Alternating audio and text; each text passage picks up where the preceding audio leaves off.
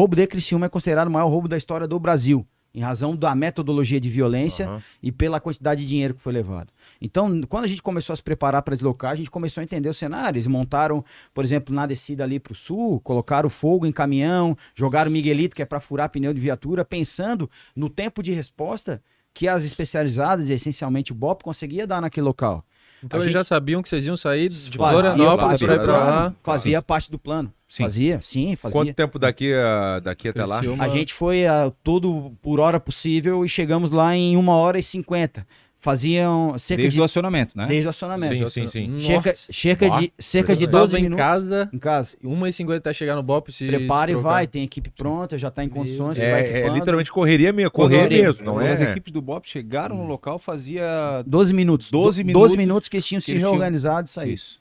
E aí, ali a gente começaram a chegar as imagens, né? Olha, de explosivo, de sujeito com .50, dando tiro pro alto, dando tiro em carro, nos carros que passavam, fazendo tomada de refém com escudo humano.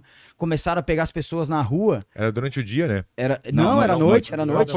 Mas teve durante o dia também, não lembra?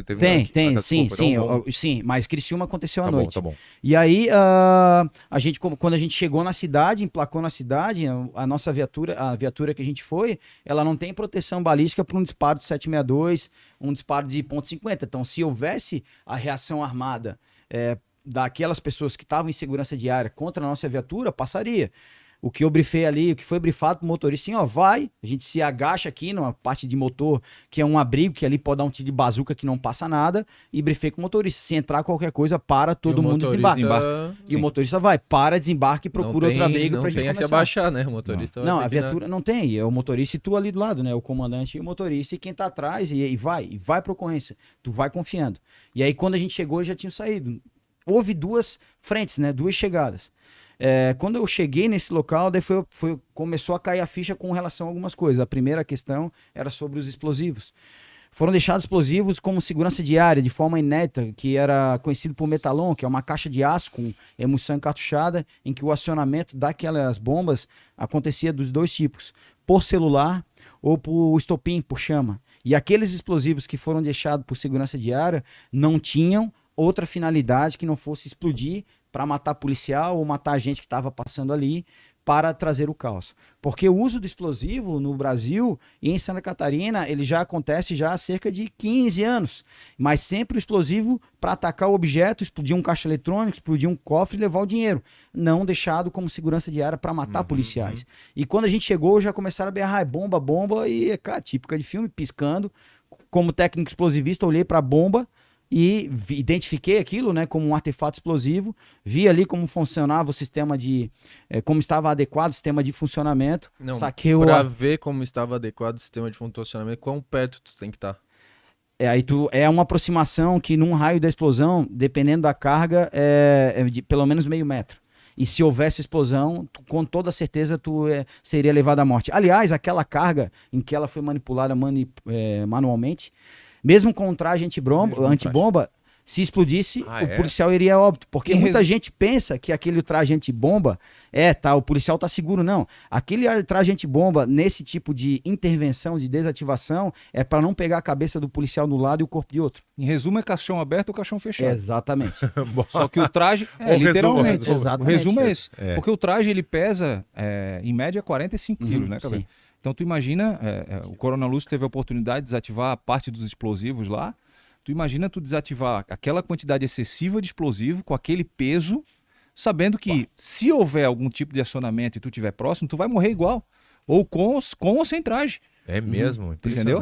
Só que ele tinha muito explosivo, então tinha muito. Tinha muito explosivo. Então, mas aí tá. Então o traje não serve para nada, serve. Ele precisa ser combinado com outras técnicas, com outras tecnologias, porque uma carga explosiva, quando ela explode, quando ela muda de estado repentinamente, existem os efeitos da explosão. E um desses efeitos se chama sobrepressão. É um pico de pressão para quem está próximo daquela carga. O traje, então, combinado com outros equipamentos, num exemplo muito prático.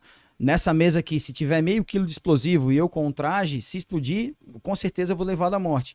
Mas se aqui tem meio quilo de explosivo, eu com um traje, e numa distância de 3 metros, utilizar um braço robótico ou outra tecnologia, a minha chance de sobrevivência é de quase 100%. Bom. Então você precisa ter essa análise. E para aquele caso de Criciúma, não, ali foi no pelo. No pelo, No pelo, porque improviso já total, estava pronto teve para que- explodir. Não tinha como tu parar e analisar, daí tratei aquele explosivo como categoria A, com risco direto às pessoas, e entendi como que estava o sistema de acionamento e arrisquei, né? Não arrisquei, eu tive a coragem para atuar. Sabe aquela pergunta que falou assim, ó, tá, sabe aquele momento que tu acha, aquele ali é o momento assim, ó, se detonar, eu morri. E aí eu desativei a primeira, porra, entendi. E aí começou a chegar as dicas, olha, chegaram outras. E aí eu fui metendo a bomba. Fui desativando outras 4 bombas de forma manual. Só fazendo um paralelo, teve alguns dias depois, teve uma outra ocorrência em São Paulo, em que houve o acionamento dessa bomba, em que uma pessoa explodiu e perdeu o pé foi amputado. Teve gente que achou porque passou ali no raio, explodiu. As informações que os policiais não passaram é que um transeunte cresceu o olho no celular que estava ali, Queria roubar o celular. queria Não pegar o acredito. celular e se explodiu.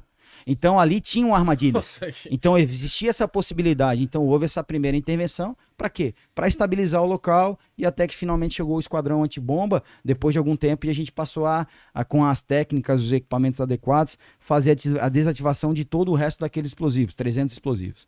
Mas até a gente chegar na desativação... 300 quilos. Ah, 300 quilos explosivo. 300 quilos, Deus do céu. 300 300 quilos explosivo. Mas aí, Muita enquanto coisa. isso, toda a empreitada criminosa... é de- muita coisa. É muita coisa. Muito tá louco, explosivo. 300 Muito. quilos, velho. Mas até chegar nisso, toda a empreitada criminosa, e empreitada mesmo, porque houve um planejamento, ela aconteceu. E como que ela se deu? Eles se organizaram num feedback, assim, num galpão, em que se armaram, escolheram. Cada um recebeu a sua missão compartimentada, deslocaram em comboio até o grande batalhão, o 9º Batalhão Criciúma, metralharam o batalhão inteiro, atirando contra os policiais. Aí a equipe do Esmeraldino, um policial de Santa Catarina, junto com outra equipe de PPT, agiram com técnica, ouviram no rádio o pedido de socorro, que a gente chama de P11, se reorganizaram próximos, desceram em conduta de patrulha. Só que esse comboio de carros, após metralhar o quartel, saiu em fila. E o último carro era deles, dos criminosos, era o único carro que não era blindado. Esse ele baixou o vidro e começou a atirar contra os policiais também revidaram. Então foi nessa troca que teve criminoso baleado. Quantos eram, total, desculpa, quantos eram? Criminosos? É. Não se tem uma certeza, mas a estimativa na empreitada é cerca de 40 criminosos. Ah, então o negócio tava bem direito. 40 criminosos. O BOP tem 75, por exemplo. 40 criminosos. É E com, assim, fuzil, com um armamento do teu calibre superior, com todas as munições que ele conseguisse carregar. Então eles entraram num confronto, foram lá no banco, fizeram as explosões das portas blindadas, até que finalmente acessaram o cofre. Levaram ali cerca de 125 milhões de reais, levaram tudo que poderiam carregar. Era na Prosegur, não era Prosegur? Não, era Não. era no Serete. Serete. Ah, eu tô sabendo legal, hein? Tá. Bah, Tá, Deus tá me bem, livre. tá bem informado. né? Tô bem informada. É, mas na hora Eu do- tenho a desculpa de dizer que tava nos Estados Unidos. né? Mas, não tava, mas não durante a tava, ocorrência tava. chegou. Onde é que eu tava? Não foi novembro de 2 anos atrás, novembro tinha acabado de Certo. chegar. Ah, então por É, isso. tava- Tava no tava- avião, era tava no o avião. jet lag, era o- Tava no fuso. No fuso. Fuso horário, era Tava no fuso, tava no fuso. Por isso que era de manhã. No jet É? lag. Era de manhã lá. Ah, viu? sabe? Tava no jet lag, então aí foi por isso que chegou nessa situação. Explodiram, levaram tudo que podia carregar. A gente teve acesso ao cofre, ainda tinha muito dinheiro ainda. Eles saíram distribuindo dinheiro, jogando dinheiro pro alto. E aí eu vi, aí são algumas coisas curiosas. Olhando as filmagens pra gente buscar fazer trabalho de inteligência, tinha uma hora que tu olhava uma estrada daquela ali, tu não conseguia ver a estrada de tanto dinheiro que tinha por cima. Mentira. Bah. Sim, porque eles saíram distribuindo, mas em 0 segundos, parecia assim que nem aspirador. As pessoas iam levando. Foi. Bah, todo mundo na rua, imagina. Tô levando Sim. e pegando assim, louco, gente passando e pegando louco. Aí tinha gente que passava direto num pallet de dinheiro, que tinha do lado um pallet, um saco de dinheiro, né? Com notas de 20 reais, depois a gente soube. E aí uma família daquela olhou, pá, um saco de dinheiro. Pegaram, botaram nas costas e saíram, né?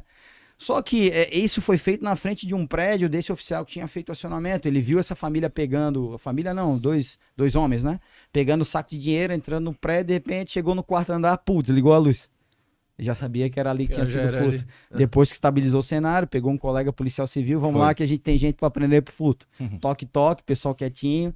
Pegaram o pallet, 300 mil reais, tava ali naquele palletzinho. Imagina, E cara. a cidade virada em causa, organizamos cenário, daí eles se reorganizaram, fugiram, de forma planejada, abandonaram os carros no milharal, até a gente entender o que estava acontecendo, demorou para Então reorganizar. não se pode usar aquele ditado, achado não é roubado. Não, não dá. Não dá. Tava no chão, Tá ruim. tava no chão ali. Tá ruim igual.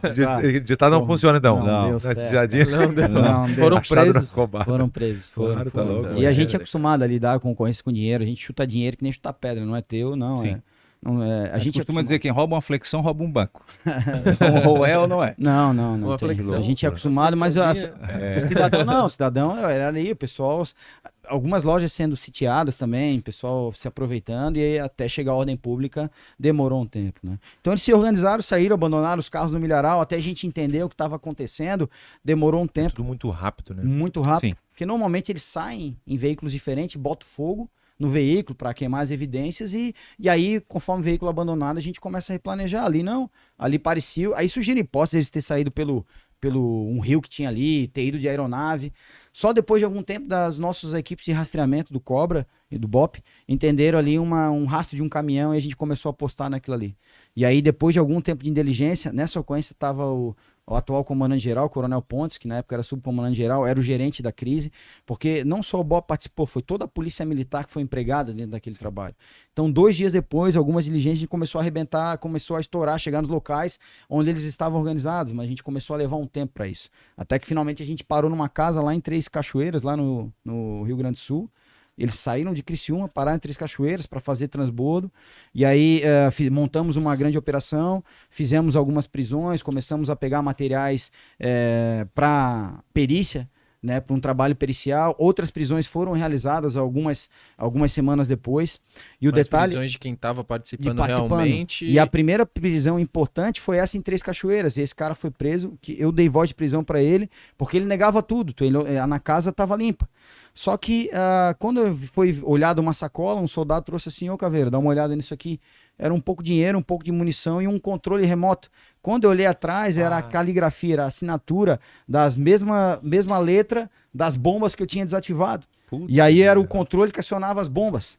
E ali a gente falou: tá preso, senhor, tá preso. Dali ele já ficou branco, pálido, né?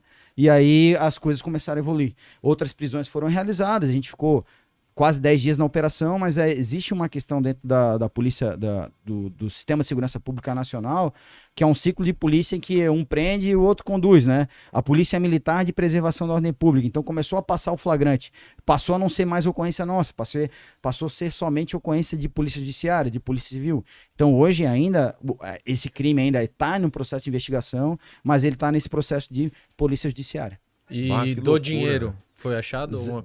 Do dinheiro que foi recuperado, fora o pallet lá do 300 mil das pessoas, muito pouco. É mesmo, é Muito impressionante, pouco foi porque é recuperado. dinheiro, né? Tu vai, Muito pouco. desaparece rápido, né?